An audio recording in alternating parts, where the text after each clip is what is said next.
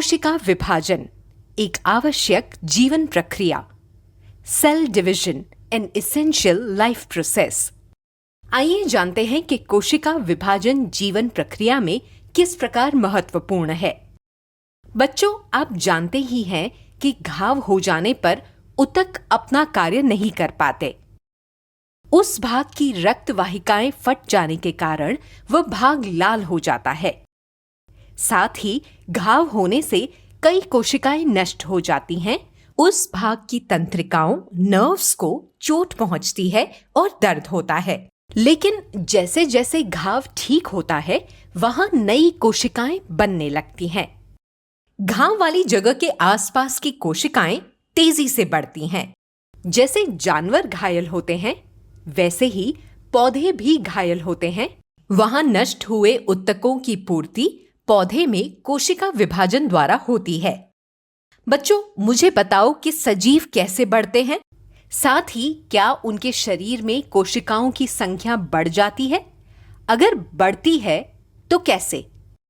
सजीवों की वृद्धि उनकी कोशिकाओं की संख्या बढ़ने के कारण होती है। इसके कारण नियमित कोशिका विभाजन होता है और शरीर की वृद्धि तथा घावों को भरने या मरम्मत के लिए कोशिका विभाजन की आवश्यकता होती है।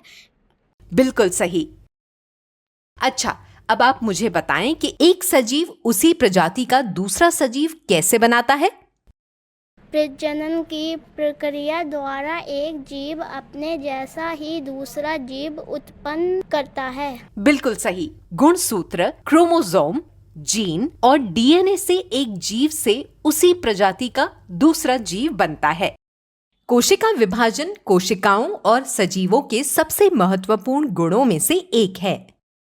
इस गुण के कारण ही एक सजीव का निर्माण दूसरे सजीव से होता है। साथ ही बहुकोशिकीय जीव का शरीर बढ़ता और घाव भरते हैं। इस कोशिका विभाजन के दो मुख्य प्रकार हैं। एक समसूत्री विभाजन माइटोसिस, दो अर्धसूत्री विभाजन मियोसिस। समसूत्री विभाजन शरीर की कायक सोमैटिक कोशिकाओं और मूल स्टेम कोशिकाओं में होता है, जबकि अर्धसूत्री विभाजन प्रजनन कोशिकाओं में होता है।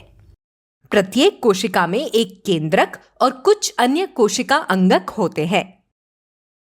तो आइए अब दोनों प्रकार के कोशिका विभाजन के बारे में अध्ययन करें।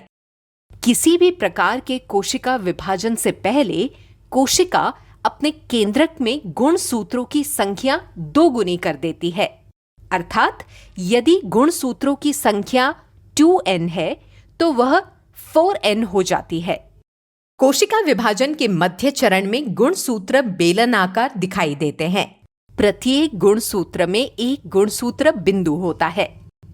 इससे गुणसूत्र की भुजाओं का निर्माण होता है। अब दिए गए चित्र को देखें। गुणसूत्रों का आकार इस चित्र में दिखाए अनुसार होता है। 2n स्थिति में प्रत्येक प्रकार के गुणसूत्र का एक जोड़ा होता है और n स्थिति में प्रत्येक प्रकार का केवल एक गुणसूत्र होता है। इसका आकार चित्र में दिखाए अनुसार होता है। चित्र में गुणसूत्र के गुणसूत्र भुजा P भुजा, गुणसूत्र बिंदु Q भुजा, DNA ये भाग दिए गए हैं। इस प्रकार हमने गुणसूत्र के आकार के बारे में अध्ययन किया।